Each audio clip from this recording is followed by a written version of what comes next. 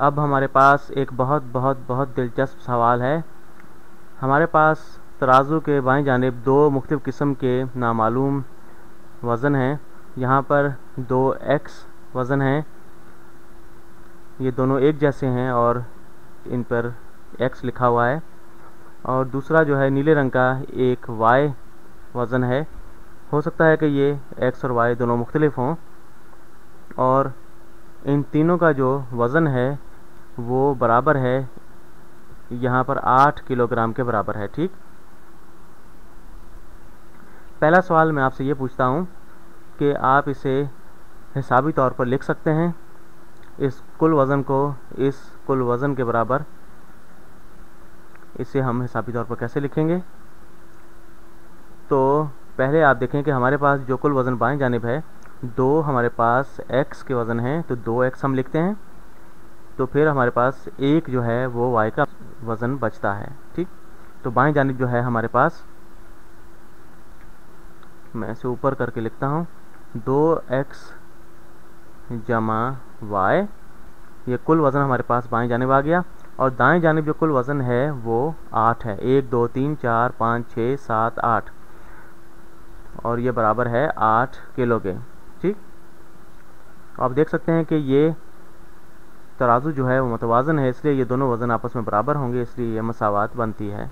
2x जमा y बराबर है 8 के। तो क्या हम इस जो इंफॉर्मेशन या मालूमात हमें दी गई हैं, इनको इस्तेमाल करते हुए क्या हम x या y के लिए हम इसे हल कर सकते हैं? तो सादा जवाब इसका यही है कि इस मालूमात को इस्तेमाल करते हुए हम जो है हल नहीं कर सकते, क्योंकि अगर हम y दोनों जानिब से तफरीक करना चाहें तो हम y तफरीक नहीं कर सकते, क्योंकि हम नहीं जानते कि y किसके बराबर है। और बाएं जानिब से अगर हम कर भी लें तो दाएं जानिब से हम तफरीक नहीं कर सकते। तो इसी तरह x जो है वो भी हम हल नहीं कर सकते, निकाल नहीं सकते। तो हमारे पास इतनी मालूमात नहीं है।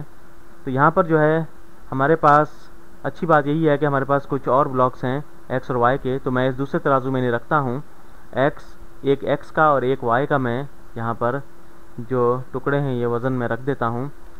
तो मैं इसे इस पे जो है, जब मैंने ये बाएं जानिब डाले तो ये तराजू नीचे चला जाएगा पलड़ा। तो मैं जब इसमें ब्लॉक रखने मैंने शुरू किए हैं, इसमें 1 2 3 4 और 5, और फिर मैंने देखा कि 5 किलो जब मैंने इसमें रखे तो ये इसके बराबर हो गया। तो हम इस मालूमात को हम जो है, जो बाएं जानिब वज़न है और जो दाएं जानिब है, इससे हम हिसाबी तौर पर किस तरह लिखेंगे?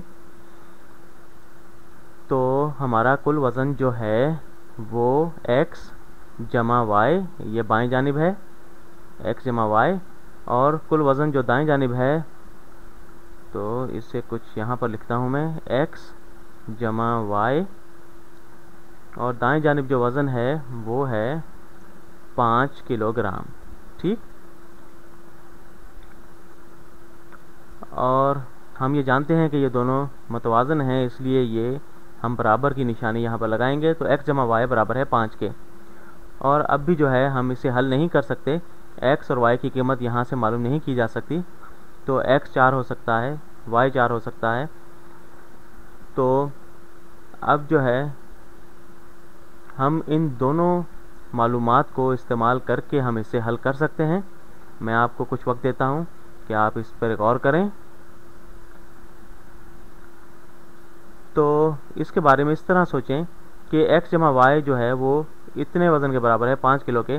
तो यहाँ पर जो x और y यहाँ पर है, अगर हम, और जो दाएं जानिब है, इससे हम अगर हम x और y बाएं जानिब से निकाल दें तो हम दाएं जानिब जो वज़न है उससे भी हम निकाल सकते हैं उतना ही वज़न जो उसके बराबर है।